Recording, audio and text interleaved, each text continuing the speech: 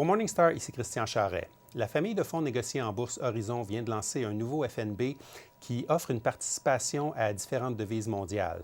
Il s'agit du FNB Horizon Occasion de devises mondiales, dont le symbole boursier est HGC.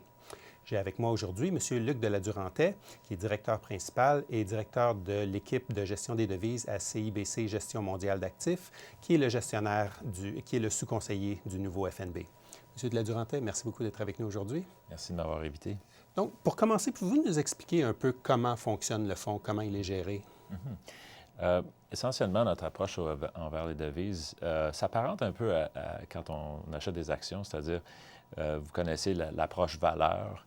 On a une approche similaire aussi où on cherche à investir dans des devises qui sont sous-évaluées.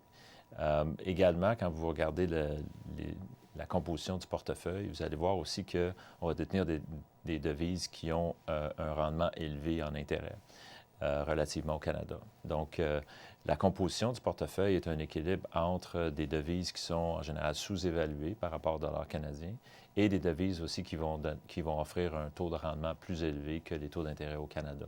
Donc ça, dans l'ensemble, ça constitue l'ensemble du portefeuille.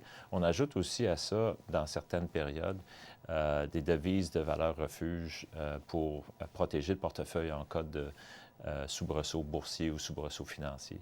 Donc, dans l'ensemble, le portefeuille est un portefeuille équilibré qui regarde l'évaluation, les taux de rendement élevés ailleurs qu'au Canada et certaines protections contre le risque.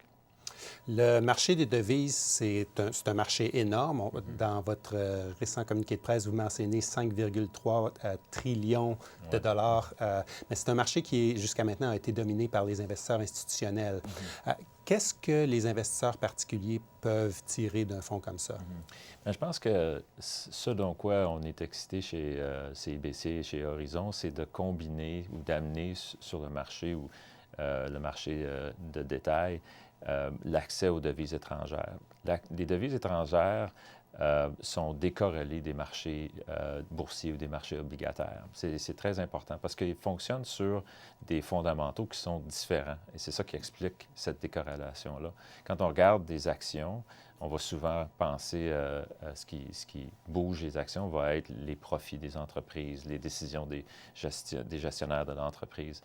En devise, c'est le différentiel de taux d'intérêt, c'est l'inflation, ce qui fait que ça amène des mouvements qui sont différents en devise que dans les marchés boursiers ou obligataires. Donc, ça amène une meilleure option pour l'investisseur de pouvoir construire son portefeuille avec une classe d'actifs qui diversifie son portefeuille dans le temps. Je pense que c'est un des intérêts importants là, de ce nouveau produit. Quand on parle de gestion des devises, surtout dans un contexte de fonds communs de placement, souvent on parle l'objectif, c'est de couvrir une position de change, mais c'est pas ça l'objectif de ce nouveau fonds-là. Est-ce que c'est un fonds plus spéculatif ou est-ce que c'est un avoir à détenir à long terme? Non, on investit dans les devises à moyen terme. Notre approche, comme vous avez pu le voir, est une approche en partie valeur, est une approche fondamentale. On va regarder les fondamentaux d'un pays par rapport à un autre pays, dont le Canada, et on va essayer d'investir dans une devise et donc un pays qui a une structure économique qui est plus favorable que notre structure domestique et qui donc devrait produire un rendement qui va être supérieur avec le temps. Et comme tout l'environnement économique change, bien, on change aussi la composition du portefeuille avec le temps, ce qui fait que la composition du portefeuille est une composition active. Ce qu'on a comme devise aujourd'hui pourrait être différent dans 6 mois et 1 an. Mais on n'est pas des spéculateurs, c'est-à-dire on n'achètera pas et vendre une devise là, au jour le jour. Nos actions sont basées sur des fondamentaux et donc sur un horizon de temps qui est plus grand que 6 à 9 mois. Vous avez mentionné les environnements macroéconomiques et les données fondamentales des différents pays. Il se passe beaucoup de choses ces temps-ci sur les marchés mondiaux.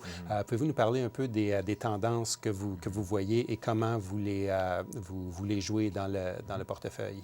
Bien évidemment, par les temps qui courent, il y a évidemment le Brexit qui est une tendance assez forte. C'est sûr qu'en termes de devise, la livre sterling va être une devise qui va être faible, donc c'est pas une devise qui va être probablement dans notre portefeuille pendant un bon bout de temps.